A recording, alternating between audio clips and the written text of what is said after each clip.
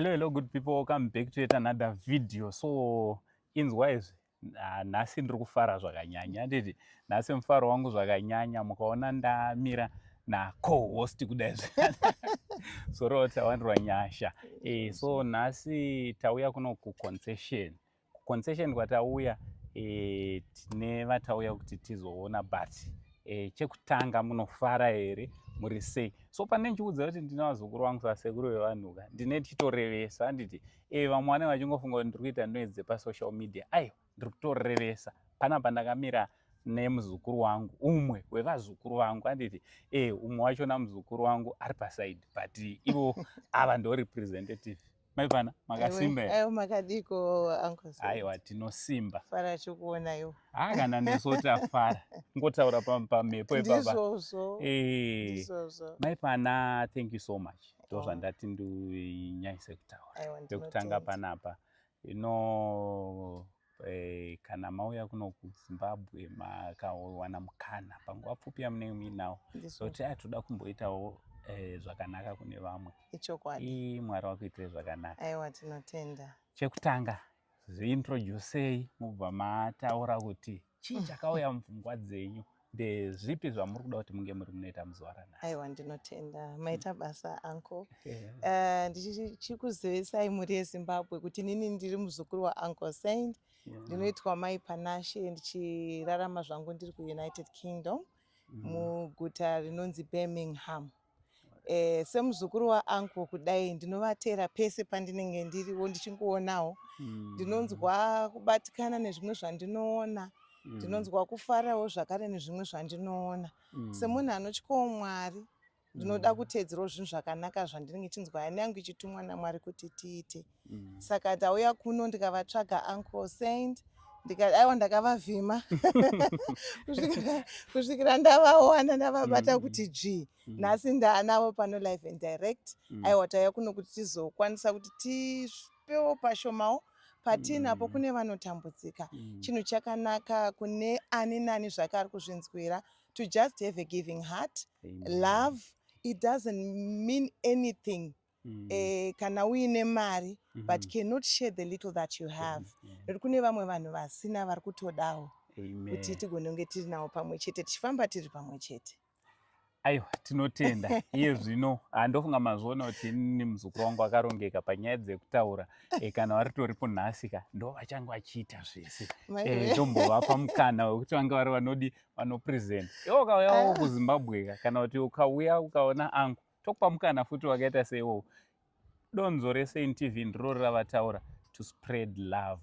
Hapana chimwe chatinoda kuti tinge tinoita panapa. Tine muzukuru wedu ari pasaidi yake haasi munhu wepaTV.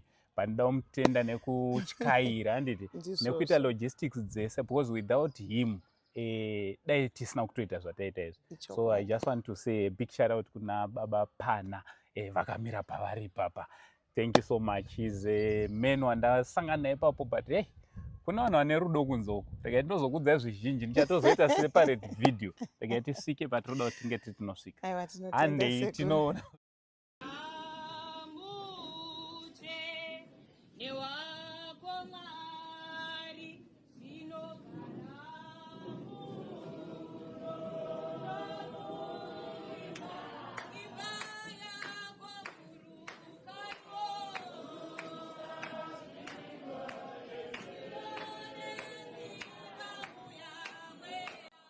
Ndanga ndichida kungonzwisisa hangu kuti matambudziko akusangana nawo ndei, zvakatanga sei ende tiri papi mukati mekurarama. Ndofunga wanzwa kuti ndine mai Pana vacho. Ndizvo. Ndanzwa mavoices kudeedzwa munzeve. Ndandiri kumaini mutori kumakuseni zvekuma 9-10. Saka time dzacho ndaitobika sadza. Ndatoudza mumwe wangu wanga ndakagara naye kuti shamwari umbonzwerawo naundiedza zvikanzi hapana munhu akukudeedza. Ndatombodzika mupaipa nditanga kutobika sadza robva rapera. Rapera tatodya sadza pa. Kubva ndamuti sha ndambodzoka ndotarisa vanhu nguva chindishiedza. Kumakuseni zvekuma 10. Masikati muchingonzwa vanhu vari kukudanai asi musingaoni. imi mega ndimainzo ini ndega ndindainzo muongo ngani yanga singazinzo ndatobuda mamuri mutende ndatobuda ndandaenda nekuseri kwetende kweko saka ndambofamba 100 meters famba ri paside peroad so ndikanzwa kushedzwa futi pa andaona kuti rega nditarise kuti ndiana kuita se ari kundishedza ndopandanda nekusedza ndandawira mugomo 26 meters ana ngonzoti kusasuka asisina kana chiriko kana ipapo tikuti muri kungonzwa voice kukudanai uri kuzama kutsvaga kuti ndiani ari kundishedza wabva watongonanga kwanga kune gomba raiva 26 meters pambari pamahuswa vairadza kuti pakamboshanda kudhara saka pamba nemahuswa pamba kavharika nzvimbo yanga mumaini une mamwe makomba mamwe asisashandwe mamwe ari kushandwa saka wei yakaenda nayo iwei yemakomba akasisashanda saka iye pakufamba gomba irana kuruona akazongoti achifamba achitarisana kumutsvaga akabva ngoeka napinda wira mugomba but paakawira mugomba akanolenda nemakumbo haana 26 meters ndipano saka atosodika akangosolenda pasi akamira ndopa akabva kuara spinal cord amuendesa pahospital paconstitution hospital akatransfer kuenda kubhindura akaiswa akanzi podiwa simbi akaiswa simbi saka apa za3 months abuda mberi 3 dzakona 3 months abuda muhospital macho alright pazvakaitika ipapo maiva munani muna April muchirangarira date zviguma 26 April 26 April gore rinei my god kuskuri alright saka imimi pamakasvika muchimira mugomo dzenai handidi muchizonzwa kuti hakuna makafenda here tinoda kunzwa handina mbofenda kana makangoramba muri tongori ndabva ndadonha pasi ndikanzwa kupera pawa makombo ndadonha pasi sama mune magasi mweya wanga wakuita uchita sei uchikamuka ndikatombonyarara ndikatoti ndakadedzera apa nenzikwana ndopandakazongoti arike ndidedzere ndangodedzera ka2 chete pamba patono nemunhu anga akabva atondinzwa panguva iyo ndiye munhu akazodedza vanhu vakandibatsira ndikuona mane super baby catheter ipapo aisiye catheter chaiyo alright saka kufamba muchatofambi kana physio kana dhokta akati mheno pamwe kana mwari ada paunogona kuzofamba izvozvo akana spine hadaro zvinonetsa saka paipapo ndapi matambudziko amuri kusanganawo nawo matambudziko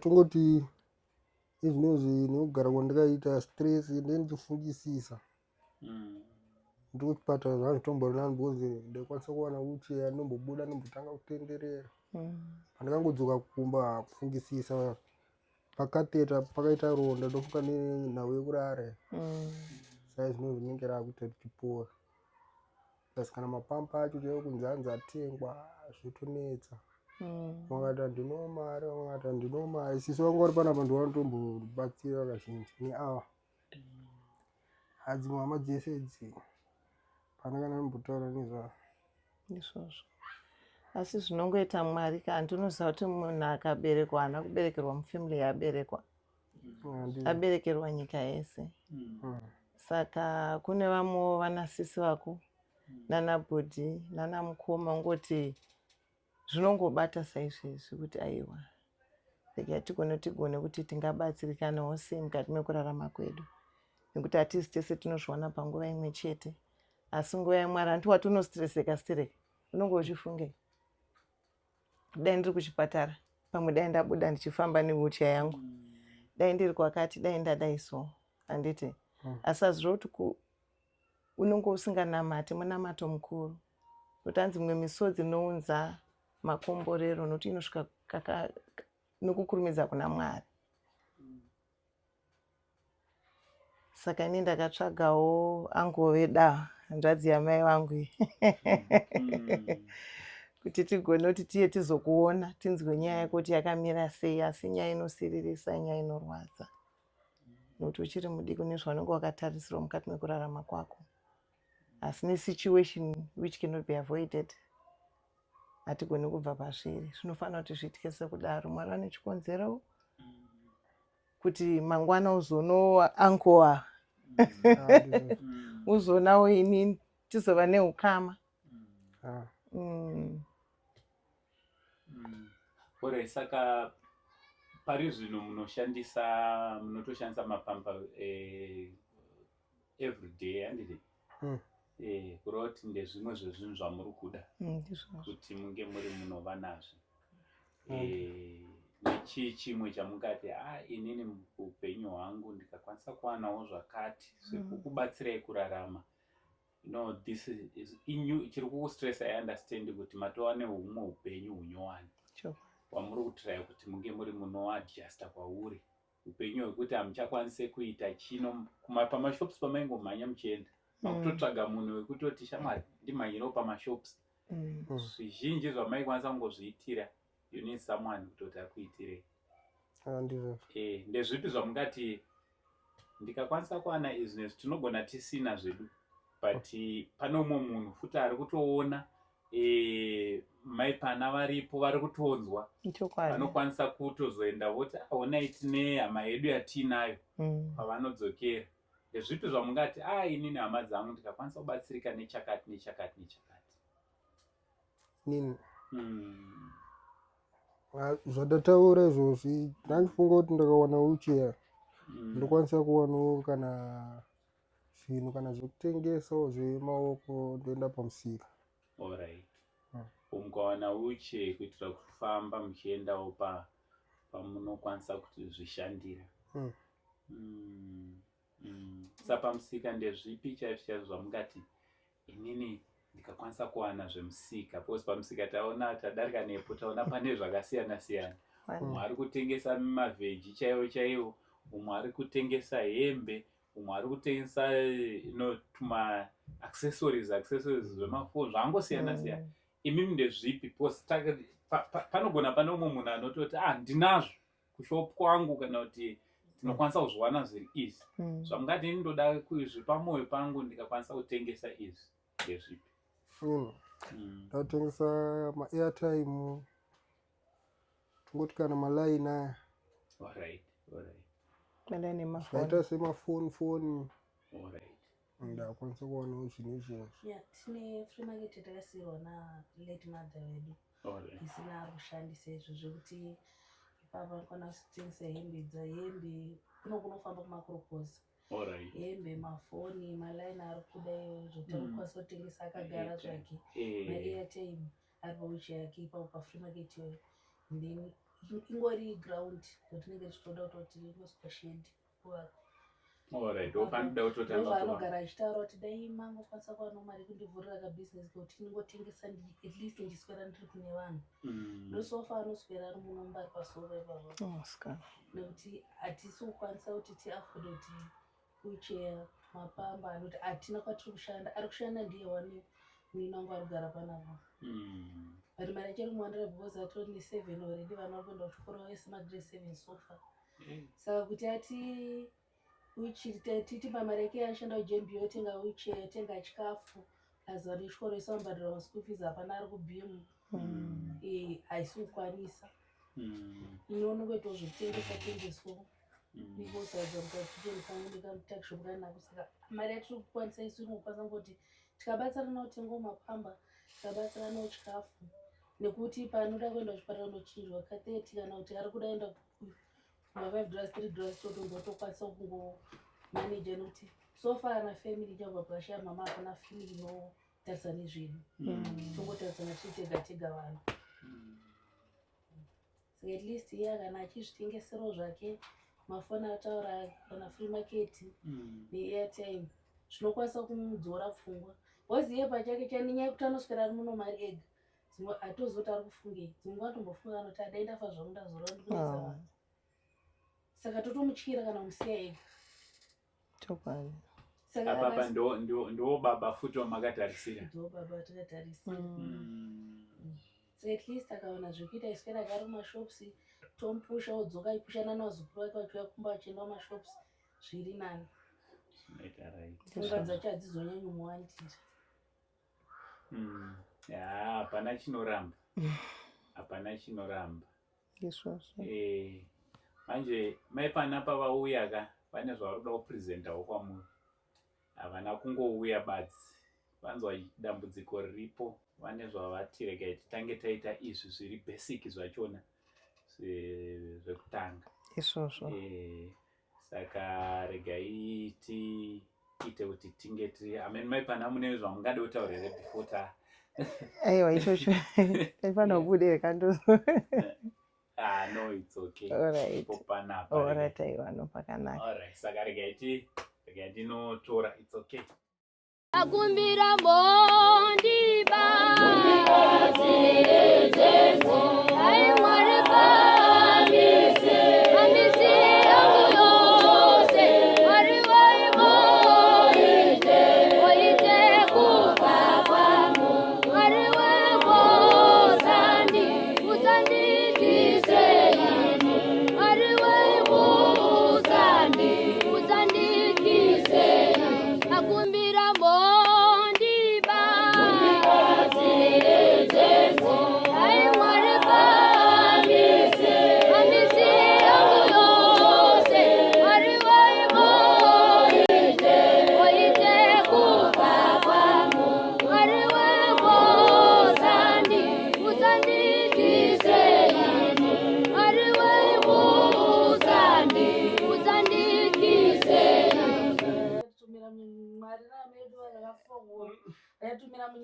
Ndizvozvo vauya mai vauya. Amai havana kufa vapenyu mazoonaka. Amai aiwa mai vaizvinzwa. Ndisekere ane shoku kani. Ndikawana makumbo angu bheki ayo kai.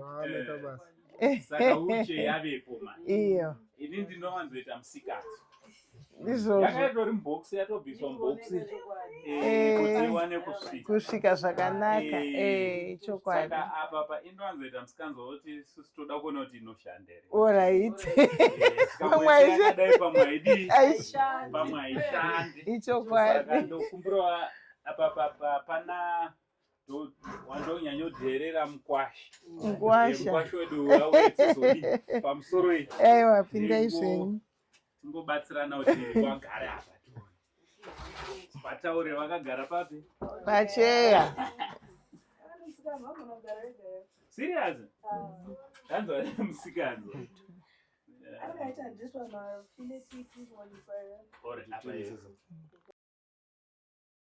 Akumbira mondi ba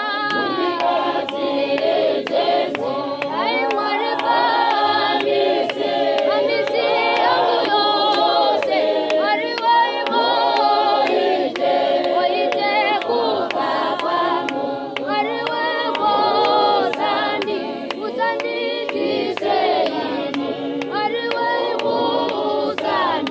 uzandikiseni akumbira mondi ba Jesu ai mwari kamisi amuyose mwari waimoite oite kufa kwangu mwari webozandi uzandikiseni mwari uzandikiseni.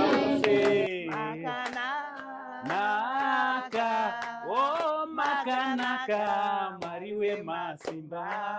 Makanaka, tinotenda Mwari wemasimba.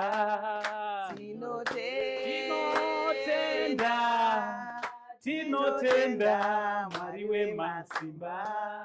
Tinotenda. Wow. Aminoti muchazotanga business here. uchaenda kumapamba mongoti hafu tione iyo pekutangira yemaningi yabva yaita mukomo wow asi mwari here ndimwari ndimwari tiri kuti imwe 100 mochiita maairtime yenyu kutanga mangwana ya maita basa baba namaipana muri kuona zvavaita imwe 100 mobva matenga yenyu zvimwe mungashandisa ya tingatotsvaga chikafu because that's story nachekudya chaizvona ndiye mwari ya unosvika munoziva kuti kune rumwe rudo runo iunderstand vatete vari kuchema pakonapo pane rumwe rudo runochemedza rwekuti unoti nhai mwari chii chaita kuti ndideserve kuitwa izvi because ukada kwazvitarisa pamwe pachona unoona kuti handitodeserve kutoitirwa zvacho zvandaitirwa but nekuda kwenyasha dzamwari nyasha dzinoita kuti zvisingakodzere zvikodzere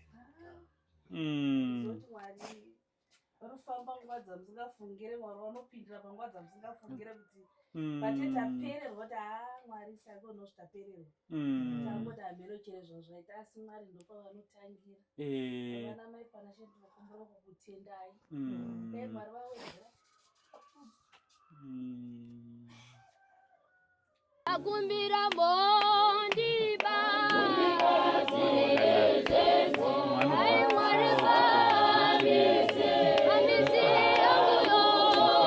zoti kune umwe mufaro wekuti kana neni ndanga ndisina kutarisa nda baba pana lesuso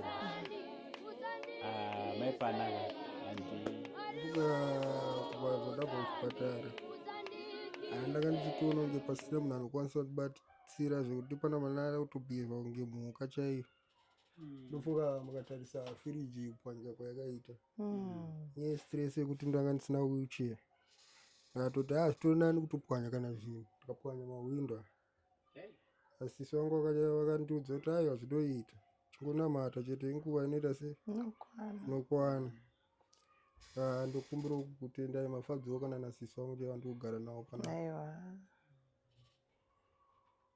tenda mwari nongoti kune vose vari kuteerera panopo paUncle Saint ngatingorambai tine mwoyo wekubereka mwoyo wakatakasikwa nawo naMwari tisatarise zviri padyo nesu asi kunze kungatibudeiwo angava murume angava mukadzi angava mwana tingova vanhu vanogona kupa vanhu vane tsitsi vanhu vanonamata Mwari nekuti zvechokwadi ndanzwa kubatikana pataurwa nehanzvadzi yangu kuti ndiri nhere ramai vakafa ndasvika pakupwanya zvinhu asi ndinogona ndichingoti misodzi minamato kuna Mwari nerimwe zuva Mwari vanopindura asi pauri ipapo iwewe pawakagara ipapo zuva ranhasi nguva ino zvauri kutofunga kuti regai ndibatsire mumwe munhu kurumidza kubatwa unokwanisa kuti ubate ugone kusvika pamunhu iyeye ugone kuti ubatsire hakuna chinhu chakanaka sekunza mufaro mukati memwoyo womumwe munhu torega kuita zvinhu zvisina basa zvinokuvadza mwoyo yevanhu asi ngatisimudzire mwoyo yevanhu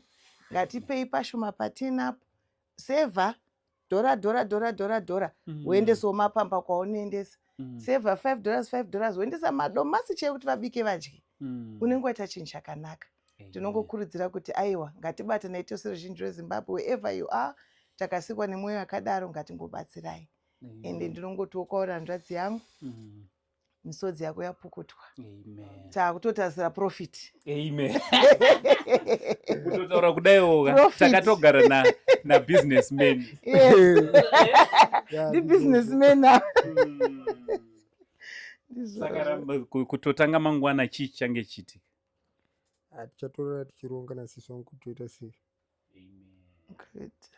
amen ndizvozvo aiwa ndinotenda zvakanyanya tatenda aiwa mhuri yeZimbabwe kune vese vanoda kunge vari vanotunidza pana mukoma vedu pane apa nzira yatojeka apa handiti mazviona kuti maipana vatoita zvavaita kureva kuti hapachanetse wheelchair yavepo kana ukada kutenga mapampa chete ungoti aiwa angu mutore mapampa ukada kutenga grocery because izvozvo manzwa vakutotaura kutoti yebusiness futi ndopakutoti aiwa vanhu havangaende kubusiness vasina kudya handiti saka kana uchida kutenga grocery tenga grocery ndinoyandotora ndoyandovasira handiti iwewe wachiona futi indotokurudzira kuti iwewe kana une mukana uya tiuye tese tione zviri paground.